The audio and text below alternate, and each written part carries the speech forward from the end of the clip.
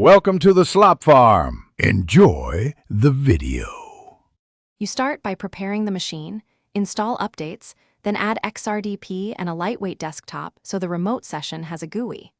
Once done, enable and start the XRDP service. This binds to TCP 3389.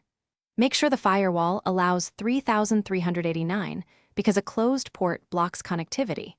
You're doing this now so the server will accept incoming RDP clients. After connecting a keyboard and creating a local user, note that the session manager must match your desktop choice for a stable connection. Next, configure XRDP to use the desktop environment you installed. Edit the start script to launch XFCE or your chosen DE and test by logging in locally. Once it works, harden the server. Replace the self-signed TLS certs or prefer an SSH tunnel to forward 3389 and add fail2ban to block brute force attempts. Also set OS login limits and secure PAM settings. These steps reduce attack surface and ensure encrypted, reliable sessions rather than plain, exposed RDP traffic. Finally, connect from your RDP client using host 3389 and your Linux credentials. Choose the RDP security setting that matches your server.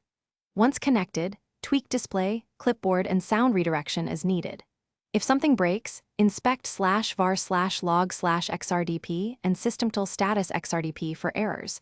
Common causes are mismatched desktop sessions, wrong permissions on authority, or missing start commands.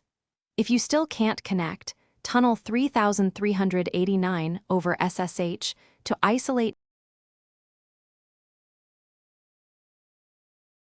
Thanks for watching. Consider subscribing if we helped you today.